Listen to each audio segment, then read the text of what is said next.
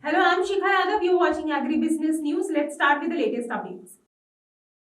Krishi Jagran has organized a webinar on acceleration of mechanization in agriculture as a part of its Jai Kisan Jai Vigyan Week celebration. Many eminent speakers were also participating. मैं जहां तक कृषि machinery की बात करते हैं तो देखो, केंद्रीय सरकार पिछले कई वर्षों से कृषि मशीनरी के बढ़ावा के लिए बहुत सारी स्कीम चला रही है। एक तो स्कीम है सब मिशन ऑन एग्रीकल्चरल मैकेनाइजेशन, जो पिछले 10 साल से ये स्कीम चल रहा है।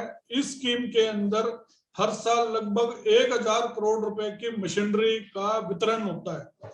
ये जो मशीनें हैं, कुछ सूची जो है केंद्र सरकार ने बनाया है, जिसके अंदर लगभग 40-50 मशीन का लिस्ट बनाया हुआ है। इसके अतिरिक्त हर एक राज्य को ये पावर दिया गया है कि अपने राज्य के हिसाब से, अपने जरूरत के हिसाब से कुछ मशीनरी को चुनाव करके उनके ऊपर सब्सिडी दिया जा सकता है। तो ये सब्सिडी की अगर बात करें तो लगभग 40% सब्सिडी दी जा रही है एक निजी किसान को। अगर SC/ST के किसान है तो 50% सब्सिडी दिया जा रहा है। और कस्टम हायरिंग सेंटर, जो एक 8-10 किसान का समूह है, अगर वो कोई मशीनरी का बैंक बनाते हैं या कस्टम हायरिंग सेंटर बनाते हैं तो उनको 80% तक भी सब्सिडी दिया जा रहा है। UPL has introduced a new chapter for soybean cultivation in Argentina and presented the first and only multi-site fungicide, a technology that combines azoxystrobin, pothioconazole, and mancozeb in WDG formulation and promises excellent dissolution quality. Andre Fabris Rutelli, manager of fungicides and insecticides at UPL Argentina, said it is an ideal product to handle resistant pathogens such as Cercospora, frog eye spot, and brown spot. Sohanlal Commodity Management, India's leading holistic service provider in the global post-harvest space for agricultural commodities, has signed an agreement with the Tamil Nadu Food Grains Marketing Yard in order to provide finance against commodities stored in the TFMI warehouse facility. Sandeep Sabharwal, CEO of SLCM Group, said the agreement with TFMY is a major step towards promoting the ease of financial inclusion for agri-traders and processors. Online agri-input vendor AgroStars has held a farmers' meet in Devkapli village of Banaskantha district, a pomegranate growing region, on how to boost yields with less input cost.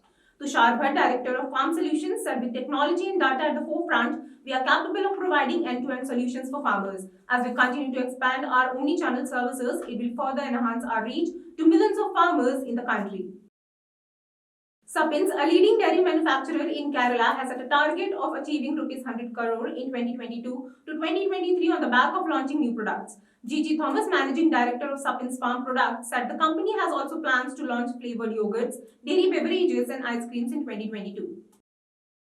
PI Industries has announced that Dr. Ramachandran will become a non-executive, non-independent director of the board and step down from his executive role of managing director and CEO with effect from January 1, 2022.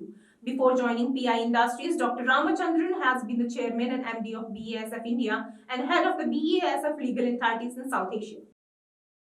Indian Council of Agricultural Research (ICAR) has decided to include natural farming in the syllabus at both undergraduate and postgraduate levels after Prime Minister Narendra Modi's appeal to farmers to shift away from chemical-based farming. S.P. Kimothi, Deputy Director of ICAR, said the ICAR Education Department shall develop a syllabus in consultation with agricultural universities and natural farming experts to be included in the UG/PG course.